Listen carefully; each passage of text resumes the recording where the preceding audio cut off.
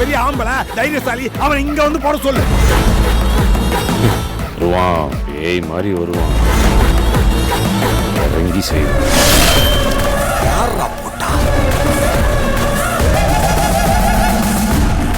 வீட்ல இருக்கிறவங்க வந்தாங்கன்னா எனக்கு அபார்ஷன் ஆன விஷயம் அவங்களுக்கு தெரியக்கூடாது டாக்டர். தயவு செஞ்சு எனக்காக இந்த உதவியை மட்டும் பண்ணுங்க டாக்டர், ப்ளீஸ். ஏமா என்ன பேசுறீங்க? எப்படி இந்த விஷயத்த சொல்லாம மறைக்க முடியும்? என்னாச்சு? உங்க வீட்ல சொன்னா உங்க ஹஸ்பண்ட் கோவப்படுவாருன்னு பயப்படுறீங்களா? நீங்க கவலைப்படாதீங்க, நான் அவங்க கிட்ட பக்குவமா எடுத்து சொல்றேன். ஐயோ வேண்டாம் டாக்டர், எக்காரணத்து கொண்டும் இந்த விஷயம் தெரிஞ்சிடவே கூடாது டாக்டர். இந்த விஷயம் தெரிஞ்சா அவங்க ரொம்ப மனசொடைஞ்சு போயிடுவாங்க. என்னால அவங்கள கஷ்டப்படுத்த முடியாது. தயவு செஞ்சு என் நிலைமைய புரிஞ்சுக்கோங்க. எனக்கு கொஞ்சம் ஹெல்ப் பண்ணுங்க டாக்டர், ப்ளீஸ். இங்க பாருமா, உங்க சூழ்நிலை எனக்கு புரியுது. அதுக்காக இந்த விஷயத்தை எத்தனை நாளைக்கு அவங்க கிட்ட சொல்லாம மறைக்க முடியும்னு நினைக்கிறீங்க? எப்ப சொன்னாலும் அது அவங்களுக்கு கஷ்டம் தானே. அதையும் தாண்டி ஒரு விஷயத்தை நீங்க புரிஞ்சுக்கணும். ஒரு டாக்டரா இருந்து என்னால இந்த விஷயத்துல பொய் சொல்ல முடியாது. அது மிகப்பெரிய தப்பு. நிச்சயமா என்னால செய்யவே முடியாதுமா. இந்த விஷயத்தை அவங்க கிட்ட எப்படி சொல்லணுமோ அத நானே சொல்லி புரிய வைக்கிறேன். நீங்க பயப்படாதீங்க. டாக்டர் டாக்டர், உங்களுக்கு சொன்னா புரியாது டாக்டர். இந்த பிரச்சனை சாதாரணமா முடிஞ்சிராது.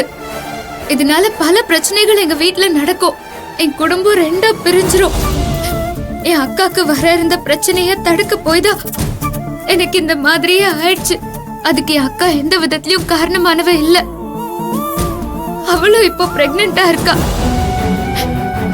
என் குழந்தையதான் அந்த கடவுளை என்கிட்ட இருந்து பிரிச்சுட்டான். என் அக்காவோட குழந்தையாவது நல்லபடியா இந்த பூமியில பொறுக்கணும்னு நான் ஆசைப்படுறேன் டாக்டர்.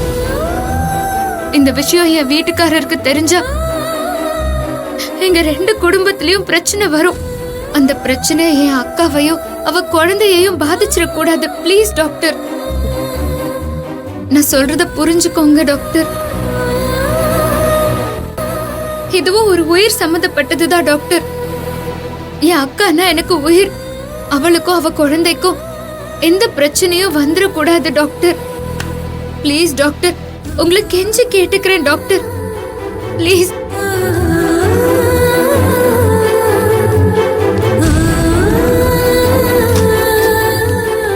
மலர், மலர், மலர், மலர், என்னாச்சு? நல்லதானே இருக்க? என்னம்மா ஆச்சு உனக்கு? எதுக்காக நீ ஹாஸ்பிடலுக்கு வந்த? சொல்லு மலர். அது உனக்கு எந்த பிரச்சனையும் இல்லல்ல? இல்ல அத்தை, எனக்கு எதுவும் ஆகல. நீங்க பயப்படாதீங்க. அர்ஜுன், நான் நல்லாதான் இருக்கேன். நீ நல்லதானே இருக்க? அப்புறம் ஹாஸ்பிடலுக்கு வந்த? அர்ஜுன்,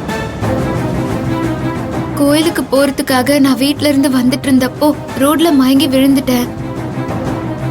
அப்போ அங்க இருந்தவங்க என்ன கூட்டிட்டு வந்து ஹாஸ்பிட்டல்ல சேர்த்துட்டு போனாங்க. மத்தபடி எனக்கு எதுவும் ஆகல. என்ன மலர் நீ? உன்னை எத்தனை தடவை நான் தனியா எங்கேயும் போக கூடாதுன்னு சொல்லிருக்கேன். அப்புறம் ஏமா இப்படி பண்ற? தங்கச்சிம்மா, அர்ஜுனை கூட்டிட்டு போன அவ்வளவு தூரம் சொன்னேன்ல, அப்புறமே ஏமா தனியா வந்த? டாக்டர், என் மருமகளுக்கு எதுவும் பிரச்சனை இல்லல்ல? இவ நல்லா தானே இருக்கா?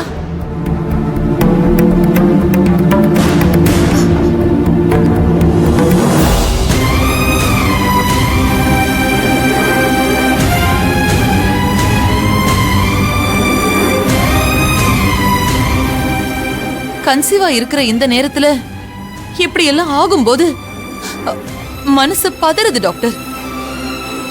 என் மருமகளுக்கு வந்தது சாதாரண மயக்கம் தானே, வேற எதுவும் இல்லையே.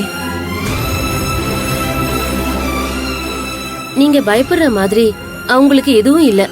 அவங்க நல்லாதான் இருக்காங்க.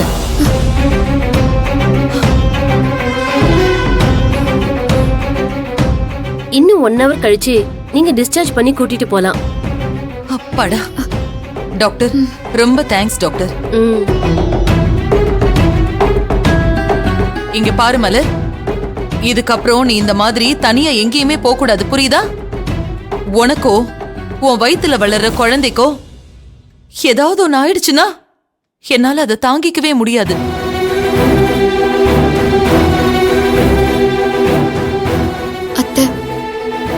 என்ன மன்னிச்சிருங்க அத்தை. மலர், அதுக்காக ஏன் நீ கண்கலங்குற? விடு, இனிமே எங்கேயும் நீ சொல்லாம போகாத.